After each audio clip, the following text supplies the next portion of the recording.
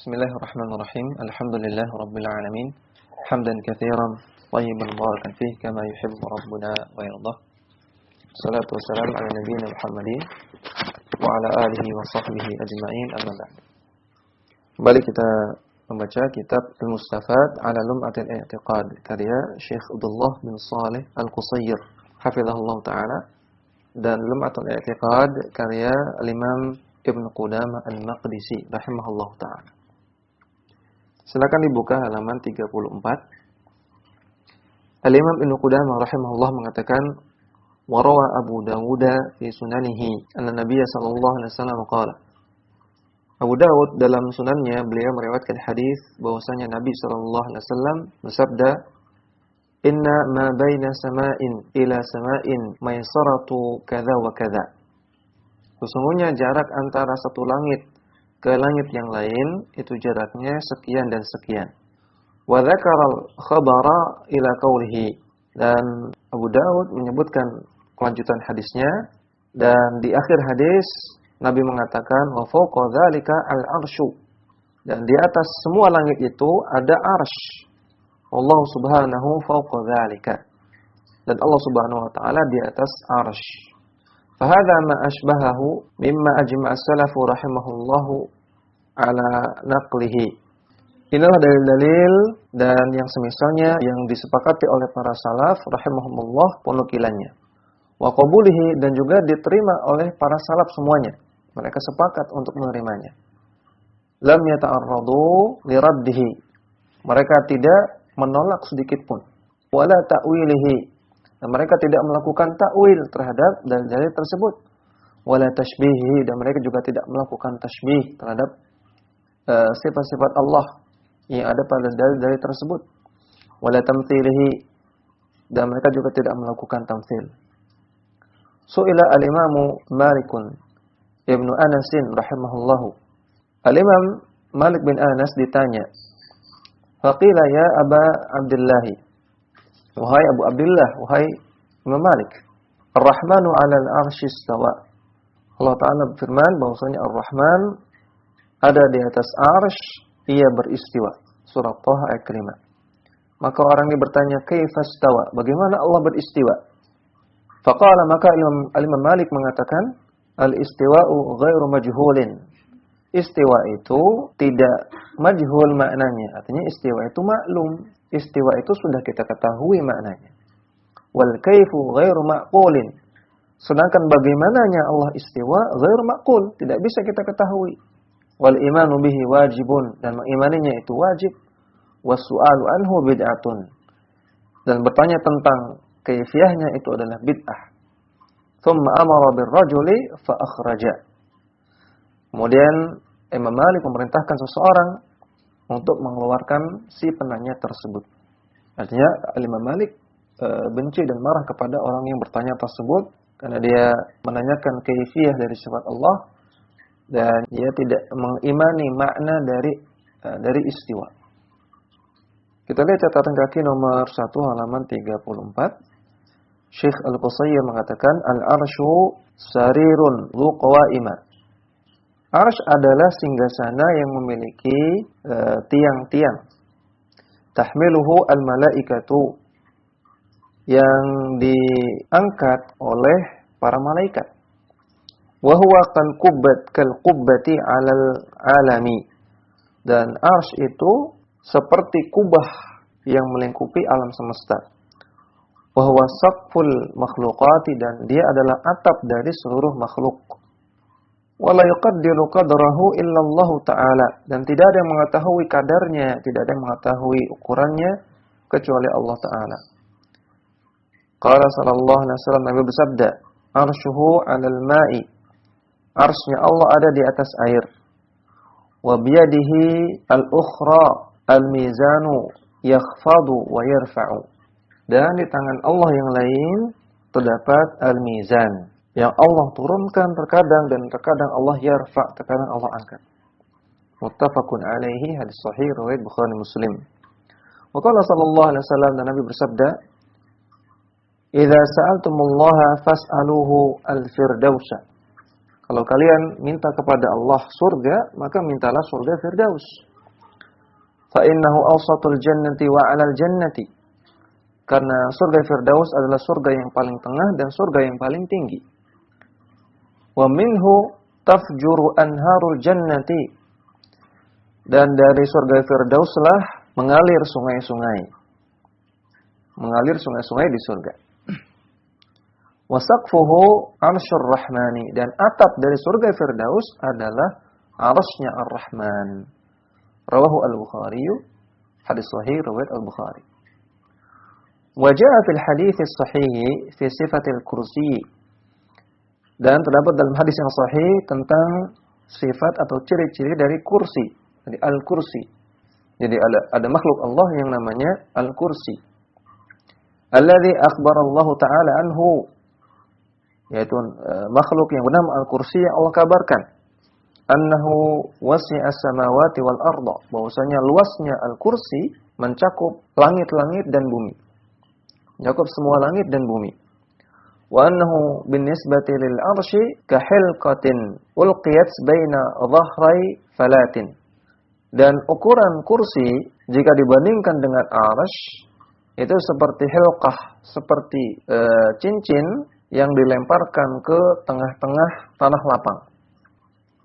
Wal fallatu, dan yang dimaksud dengan al-fallah al-ardul wasi'atu allati takunu mar'an li an'amin nasi, adalah tanah yang luas yang menjadi tempat untuk menggembala binatang ternaknya manusia. Jadi ukuran kursi dibanding dengan arsy adalah seperti cincin yang dilemparkan ke tanah lapang tempat menggembala binatang. Menunjukkan kursi Allah itu jauh lebih kecil dibanding arsy. Arsy sangat luas. Padahal kursi Allah itu melingkupi seluruh langit dan bumi. Ya, kita bayangkan betapa makhluk-makhluk Allah yang bernama Al-Arsy, yang bernama Al-Kursi, ini adalah makhluk-makhluk Allah yang sangat besar sekali. Kemudian kita kembali ke atas ke matan Lum'atul I'tiqad. Ibnu Qudamah mengatakan faslun wa min sifatillahi ta'ala. Di antara sifat-sifat Allah Ta'ala adalah annahu mutakallimun bi kalamin qadimin. Bahwasanya Allah itu mutakallim, bisa berbicara, bisa berfirman, bisa berkata-kata bi kalamin qadimin, dengan perkataan yang sifatnya qadim. Nanti akan kita baca penjelasan Syekh Al-Qusair tentang masalah qadim ini. Yasma'uhu minhu man sya'a min khalqihi, dengan perkataan yang bisa didengar oleh orang-orang atau oleh para makhluknya yang Allah kehendaki. Contohnya, sami'ahu Musa alaihi salam minhu min ghairi wasitatin. Nabi Musa alaihi salam mendengar perkataan Allah, mendengar kalam Allah dari Allah sendiri, min ghairi wasitatin, tanpa perantara. Wa sami'ahu Jibrilu alaihi salam, demikian juga perkataan Allah didengar oleh malaikat Jibril. Wa man adzina lahu min malaikatihi wa rusulihi, dan juga makhluk-makhluk Allah, yaitu para malaikatnya dan juga para rasulnya yang Allah izinkan untuk mendengar kalam Allah, untuk mendengar perkataan Allah.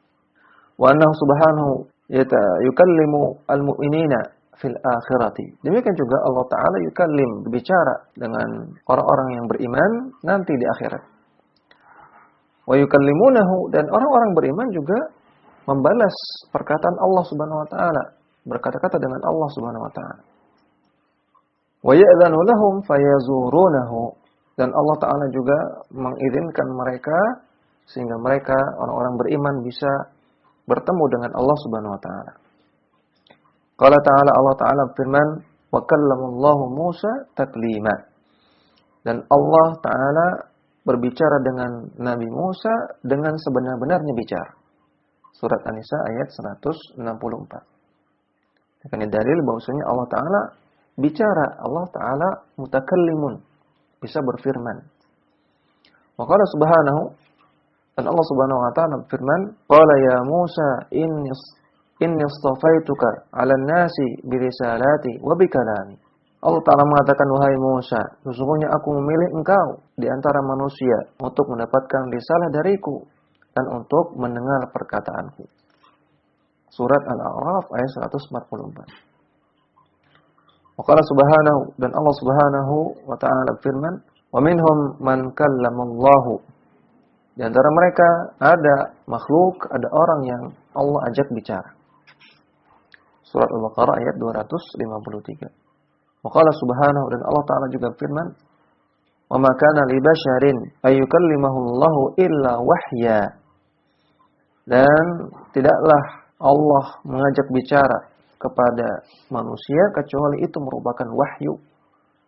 Au min wara'i hijab, atau Allah bicara dengan mereka dari balik hijab. Surat Asy-Syura ayat 51. Qala subhanahu, dan Allah Ta'ala juga firman, inni ana rabbuka fakhla'na 'alaik. Sesungguhnya aku, wahai Musa, adalah Rabbmu, maka lepaslah kedua sandalmu. Innaka bil wadil muqaddasi tuwa. Sesungguhnya engkau berada di lembah yang suci, yaitu lembah yang bernama Tuwa. Surah Thaha ayat ke-12. Wa qala subhanahu, dan Allah Ta'ala juga berfirman, innani anallahu la ilaha illa ana fa'budni. Sesungguhnya aku adalah Allah, tidak ada sesembahan yang berhak disembah kecuali aku, kecuali Allah, maka sembahlah aku, wahai Musa. Nah, ini perkataan Allah Subhanahu wa taala kepada Nabi Musa. Surat Thaha ayat ke-14. Wa ghairu jaizin ay yaqula hadza ahadun ghairullahi. Dan tidak mungkin ada satupun yang boleh mengatakan perkataan seperti itu kecuali Allah.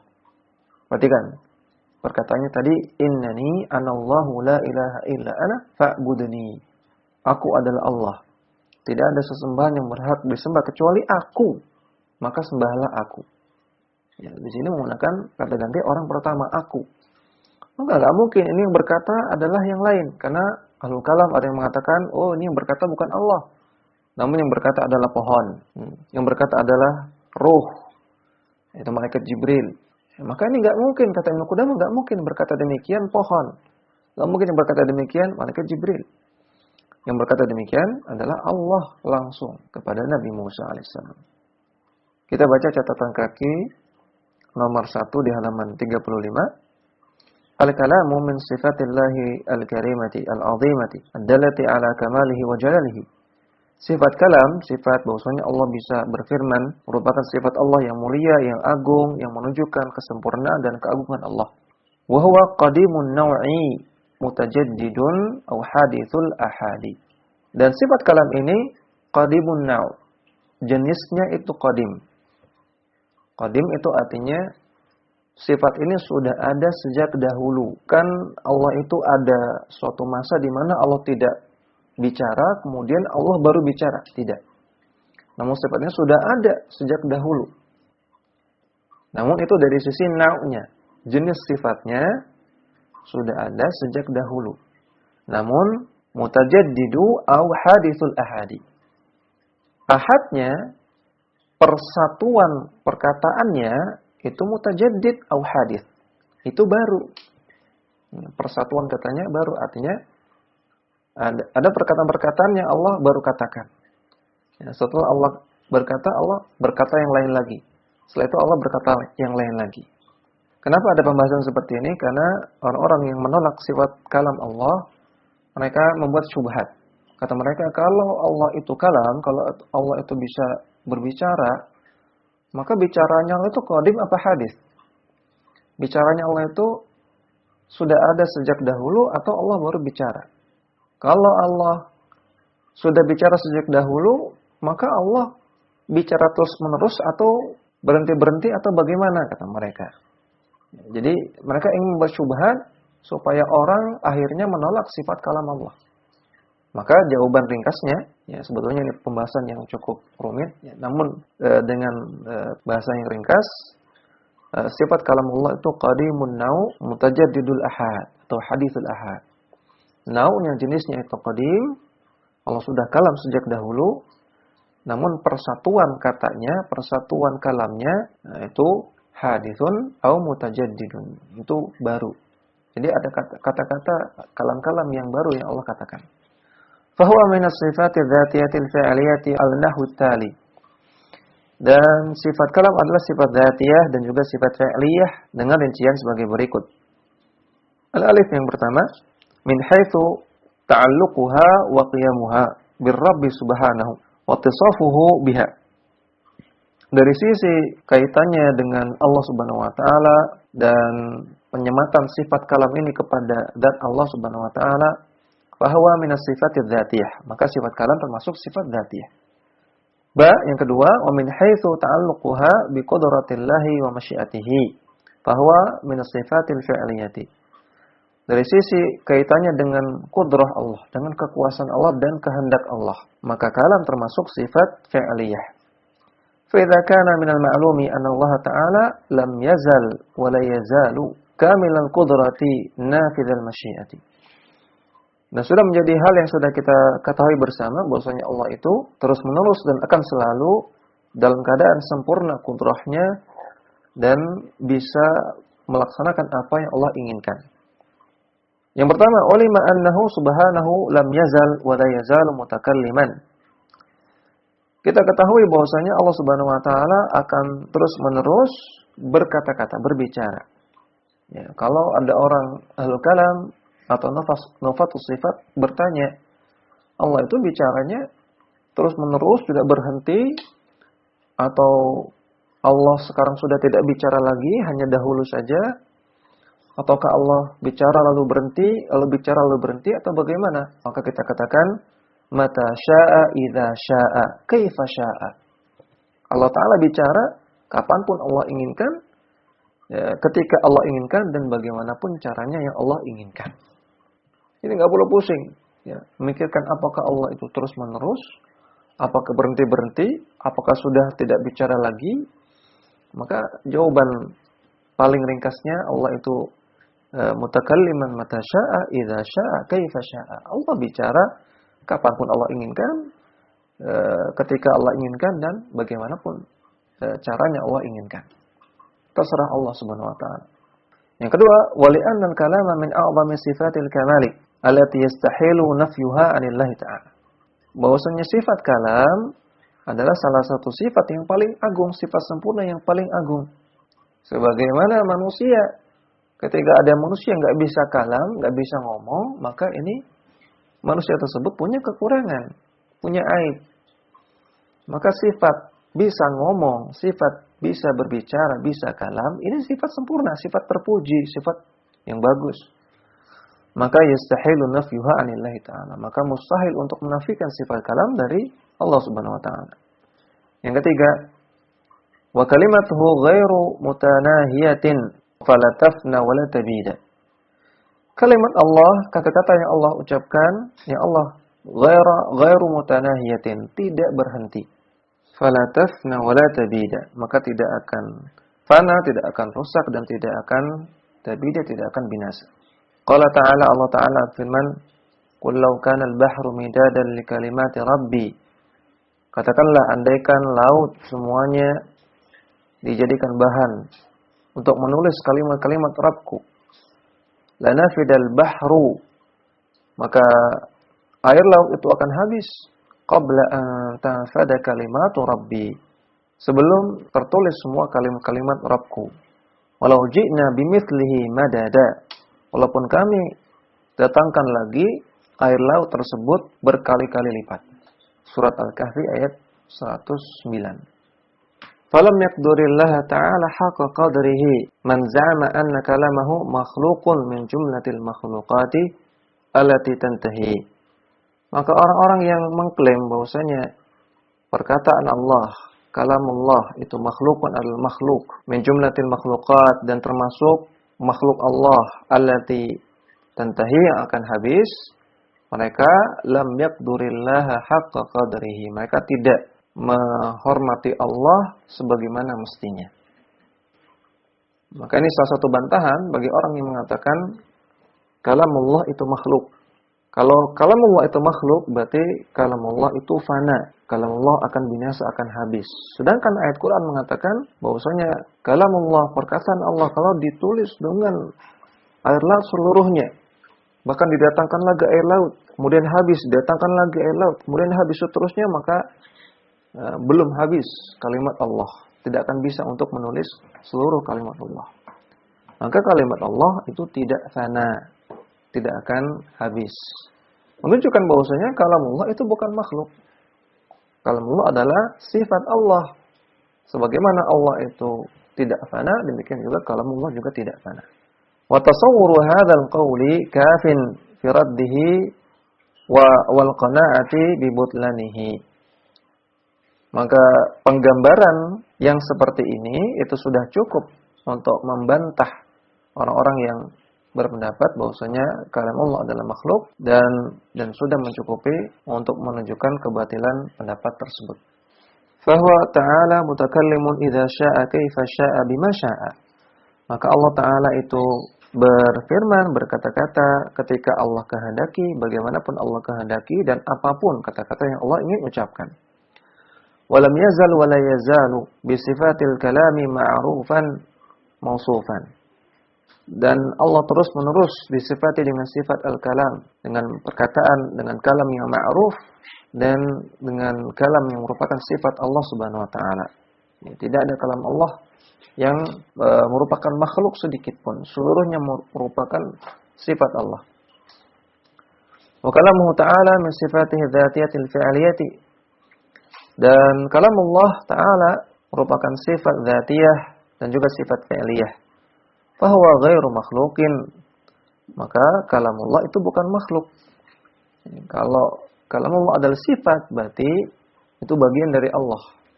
Sehingga dia bukan makhluk. Kasairi sifati af'alihi, sebagaimana sifat-sifat fi'liyah yang lain. Allah Ta'ala firman, wa kallamallahu Musa taklima. Dan Allah Ta'ala bicara dengan Nabi Musa dengan sebenar-benarnya bicara. Surat An-Nisa ayat 164. Fa'abbara subhanahu bil masdari ad-dali 'ala al-haqiqati. Maka dalam ayat ini Allah Ta'ala mengungkapkan dengan masdar. Taklima, ini masdar. Allah Ta'ala menggunakan masdar, isim masdar di sini. Yang ini menunjukkan alal haqiqah. Untuk menunjukkan bahwasanya kalamullah itu hakiki. Linafi tawahumil majazi. Untuk menafikan atau untuk menutup kemungkinan bahwasanya akan dipahami kalamullah di sini kalam yang majazi, kalam yang konotatif, yang kiasan. Jadi andaikan firman-Nya hanya wa kallamallahu Musa, bisa jadi dipahami Allah Ta'ala kalam di sini bukan berbicara, namun bisa dalam makna konotatif, makna kiasan, bukan bicara yang hakiki, bukan bicara yang sebenarnya. Kalau hanya seperti itu, wa kallamallahu Musa. Namun ketika ada kata-kata taklima, ada masdar di situ, maka ini sudah menutup kemungkinan bahwasanya kalam di sini kalam majazi. Tidak ada kemungkinan. Hanya ada satu kemungkinan, yaitu kalam tersebut adalah kalam hakiki. Wa qala ta'ala, dan Allah Ta'ala berfirman, walau annama fil ardi min syajaratin aqlamun. Andaikan di bumi semua pohon-pohonnya jadikan pena. Wal bahru yamudduhu min ba'dihi sab'atu abhur. Setelah itu laut-laut sebanyak 7 laut yang ada di bumi dikali 7 itu dijadikan untuk tintanya. Manafidat kalimatullahi, maka tidak akan habis kalimat Allah. Innallaha azizun hakimun, sesungguhnya Allah Maha perkasa lagi Maha hikmah hukumnya. Surat Luqman ayat 27. Dzalika li'anna amrahu kalamun wa nahyuhu kalamun.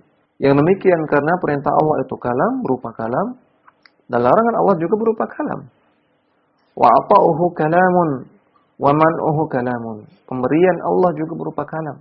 Ketika Allah tidak memberikan juga itu berupa kalam.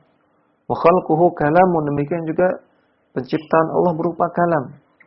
Wa ifna'uhu kalamun, ketika Allah membinasakan sesuatu juga kalam. Artinya ketika Allah melakukan sesuatu, Allah kalam. Allah mengatakan kun, jadilah, maka jadi. Maka tidak akan habis.